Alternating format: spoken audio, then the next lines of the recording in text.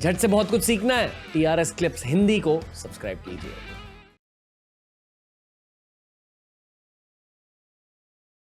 क्या क्या सीखा आपने पॉलिटिकल सिस्टम के बारे में? क्योंकि हाल ही में ऑनेस्टली बहुत सारे लोगों से मैंने इनपुट्स लिए पॉलिटिकल वर्ल्ड के बारे में। मैं अब तक समझने की कोशिश कर रहा हूँ, other than what I said about every party is going at it against each other, but मैं सिस्टम को समझना चाहता हूँ क्योंकि मोस्टली भारत का यूथ डरता है पॉलिटिक्स से। तो क्या डरना चाहिए?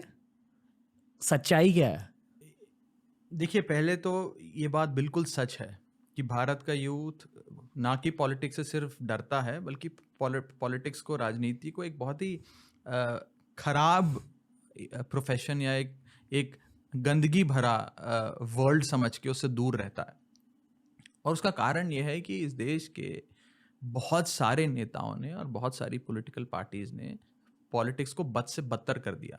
कैसे? आज़ादी के टाइम पे जो राजनीति में लोग थे, उन्हें हम आज भी याद करते हैं, क्योंकि उन लोगों ने देश सेवा करी, देश को मजबूत करने के लिए काम किया, और राजनीति, जिसे राज्य की नीति कहते हैं, राज्य के लिए नीति बनाकर लोगों का कल्याण किया। आज हम जिस दौर में जी रहे हैं, इस दौर में बहुत पार्टीज और लोगों ने पॉलिटिक्स को अपने आप को एडवांस करने के लिए, अपने आप को पर्सनली एनरिच करने के लिए इस्तेमाल किया, और उसके अंदर क्रिमिनलाइजेशन ऑफ पॉलिटिक्स भी हुआ, कम्युनलाइजेशन ऑफ पॉलिटिक्स भी हुआ, कास्ट रिडन पॉलिटिक्स भी हुई, और लोगों ने पैसा निकाल कर सरकारों को लूट कर अपने खजाने भरे, और एक बहुत ही मर्की और एक डर्टी वर्ल्ड ऑफ पॉलिटिक्स हमारे सामने, देश के सामने आज खड़ा है। लेकिन ये कीचड़ तब साफ होगा जब आप खुद इस कीचड़ को साफ करने के लिए कीचड़ में झाड़ू लेके उतरेंगे और सफाई करेंगे, नहीं तो नहीं होगा। या तो आप बाहर बैठकर सिस्टम को देखते रहो, बर्दाश्त करते रहो, सहते रहो, या फिर सिस्टम में खुद घुसो और सिस्टम की सफाई करो और सिस्टम को चलाओ। एक कहीं there was a very famous saying I had once read that the penalty for not participating in politics is that you will be governed by your inferiors. अगर हिम्मत है तो उस राजनीति में आओ और इस सिस्टम को साफ करो। जब हमने पार्टी नहीं बनाई थी, हम आंदोलन में थे, और जिन लोगों के खिलाफ हम आंदोलन कर रहे थे और एक लोकपाल बिल के आंदोलन को चला रहे थे, उन लोगों ने हमें कहा कि अगर हिम्मत है तो पार्टी बनाओ, चुनाव लड़ो, चुनाव जीतो और सरकार बनाओ। जब तुम्हारी सरकार बन जाएगी तो लोकपाल बिल ले आना अपना। अभी क्या है, सड़क पर बैठ के चिल्लाते रहते हो, जब देखो अनशन करते रहते हो, शोर मचाते रहते हो। बनाओ पार्टी, चुनाव लड़ो, सरकार बनाओ, अपना लोकपाल लाओ। हमने चुनौती स्वीकार कर ली, पार्टी बनाई, चुनाव लड़ा, चुनाव जीते, सरकार बनाई और अपना लोकपाल बिल पास किया। तो सिस्टम में घुसना पड़ेगा। और मैं अक्सर ये बात कहता हूँ, ये इस देश की विडंबना है कि भारत देश एक युवा देश है। We are a very young country. The average age of India is 29। I am 34। I am above the average age. और एवरेज एज भले ही 29 हो, हमारे रिप्रेजेंटेटिव्स की एवरेज एज आप देखेंगे तो 55, 60, 70 साल है। लोकसभा का आप एक पैरामीटर लेकर उसे मेजर करिए, average age of Lok Sabha is 54, 55 years. 54-55 साल औसत उम्र है भारत की लोकसभा की। राज्यसभा में की वो उम्र 64 साल है, और भारत देश की एवरेज एज 29 साल है। तो देश युवा है लेकिन नेता ओल्ड है। मैं ये नहीं कह रहा कि आपको अनुभव नहीं चाहिए, अनुभवी नेता, वृद्ध नेता भी चाहिए, लेकिन युवा नेता भी चाहिए, युवा लोग भी चाहिए जो खुद सामने आकर देश की बागडोर संभाले। अब आप बताइए, जो युवाओं के मुद्दे हैं, जो आपके इश्यूज हैं, मेरे इश्यूज हैं, बेरोजगारी से लेकर आर्टिफिशियल इंटेलिजेंस की बात हो, गेमिंग से लेकर महंगाई की बात हो, जिस नजरिए से युवा उस इशू को देखकर सामने रख सकता है, उसका सोल्यूशन दे सकता है, क्या कोई बुजुर्ग आदमी दे सकता है? मुझे नहीं लगता। तो कहने का मतलब यह है कि आप युवाओं की भी भागीदारी आज की देश की राजनीति में होनी चाहिए। My appeal to youngsters of this country is that you must come forward and come at the forefront of national politics, जो कि आसान नहीं है।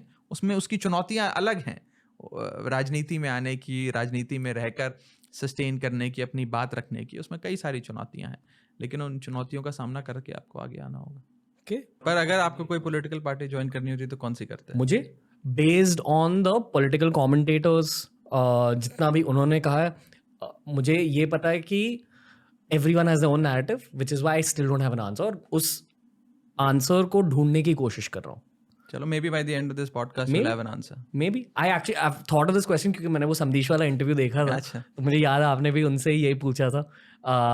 पर again I don't know enough about politics on a deeper level. I know what the news shows मी, पर मुझे ये पता नहीं अगर न्यूज़ मुझे सच दिखा रही है कि नहीं. Honestly fair enough. I don't know अगर सोशल मीडिया भी मुझे सच दिखा रहा है या नहीं. And I try not creating correct correct correct. क्योंकि सब कुछ ट्विस्टेड है. ये जो आपके मन में डाउट है, हाँ, ये सिर्फ आपके मन में नहीं, इस देश की बहुत बड़ी आबादी के मन में डाउट है कि जो आपका न्यूज़ चैनल सुबह शाम आपको खबर दिखाता है या जो अखबार में छपता है, क्या वही सच है? इस पे एक बहुत बड़ा प्रश्न चिन्ह लग गया. शायद आज से 10 साल पहले, 15 साल पहले, 20 साल पहले जो भी हम न्यूज़ में देखते थे या अखबार में पढ़ते थे उसे सच मानते थे. This is accurate reportage. जो हुआ है वो अखबार ने छापा है. अब ऐसा नहीं है. ये एक बहुत बड़ा खतरा है इस देश के लिए. मैंने तो बल्कि राज्यसभा में, देश की संसद में, लोकतंत्र के सबसे बड़े मंदिर में ये सवाल खड़ा किया था कि हमारे देश के न्यूज़ चैनल्स को क्या हो गया आज. सुबह शाम एक ऐसी भड़काऊ बहस कराकर देश का माहौल ख़राब करते हैं. एक्यूरेट रिपोर्टाज करते ही नहीं है.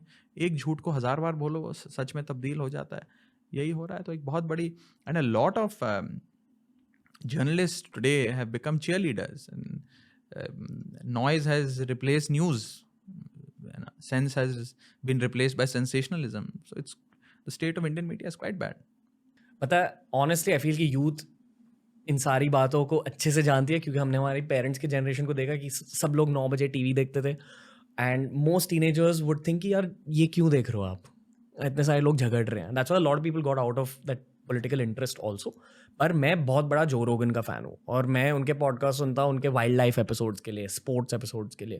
पर उनके पॉडकास्ट में जब पॉलिटिकल कमेंटेटर्स आ जाते हैं, यूएस के पॉलिटिशियंस आ जाते हैं, फिर कि एक बहुत रॉ फॉर्म ऑफ पॉलिटिक्स मिल जाता है आपको.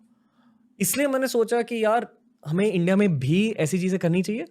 पर 2 टाइप के पॉडकास्ट होते हैं. एक पूरे तरह से पॉलिटिकल पॉडकास्ट होते हैं संदेश की तरह. I don't know if that's a podcast और एन इंटरव्यू. यहाँ मैं बस ह्यूमन साइड को एक्सपोज करने की कोशिश कर रहा हूँ क्योंकि मुझे खुद पॉलिटिक्स में घुसना नहीं है. क्योंकि आप जीत नहीं सकते पॉलिटिक्स में. हर मुद्दे को लेकर प्रोज और कॉन्स होते हैं, आर्ग्यूमेंट्स होते हैं दोनों साइड से, and there is no winning. That's one thing I realize, which is a big reason कि maybe that's why I don't want to enter your world. But मुझे बस जानना है ताकि लोग जाने मेरे सवालों के थ्रू. मैं काफ़ी ज़्यादा स्टूपिड सवाल भी पूछूंगा आपसे क्योंकि अगर आप स्टूपिड सवाल पूछोगे तो आप बेसिक्स को जानोगे फिर आप खुद के ओपिनियंस फॉर्म कर सकते हो. Do you agree? So don't mind some of the very basic questions. Don't worry. Okay, absolutely. और ज़्यादा पॉलिटिशियंस पॉडकास्ट क्यों नहीं करते? ये बहुत ज़रूरी है. 2023 में कोई भी न्यूज़ चैनल्स नहीं देखता, at least from the youth perspective. I have friends working in news channels जहाँ सैलरीज कट की गई हैं. They losing out on money, they losing out on numbers क्योंकि हर कोई अब अपने फ़ोन पर है. So I don't understand why more politicians don't appear on shows, and I actually really love what Sandesh is doing, honestly. तो I can promise you कि मैं जिन भी पॉलिटिशियन से अब मिलूंगा इस शो के बाद मैं सबको कन्विंस करूंगा कि you must do podcast.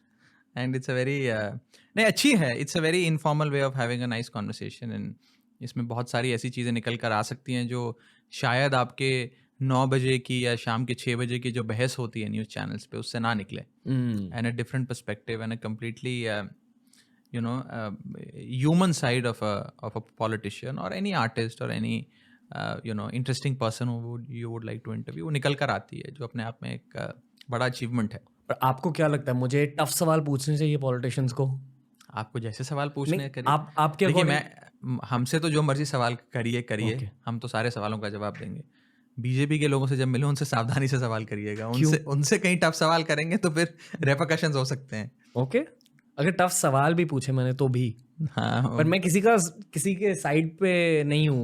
I am just genuinely asking questions. नहीं, मैं तो आपको ऑन अ लाइटर नोट कह रहा हूँ. जैसे हम भी उनसे सवाल पूछते हैं तो हमें भी भुगतना पड़ता है. किसी भी कोई केस हो जाता है, कोई पार्लियामेंट से सस्पेंड हो जाता है, कोई कुछ हो जाता है.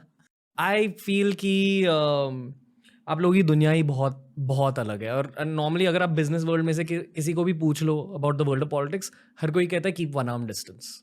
ऑनेस्टली ये नैरेटिव कहाँ से है? और लिटरली जिससे भी मैंने बात करी है बिजनेस वर्ल्ड में से हर कोई ये regardless of political parties, keep one arm distance from politics. ये नैरेटिव है. एंड मैं ऑब्वियसली मेरी मेंटर्स की बात सुनूंगा. I am a capitalist, I want to grow businesses, और मेरा मानना है कि मैं भी जो भी कर रहा हूँ भारत के लिए कर रहा हूँ, पर मैं बिजनेस के थ्रू आई करूँगा। एग्री, बट यही मैं कहूँगा कि इस देश की विडंबना है। This is the problem.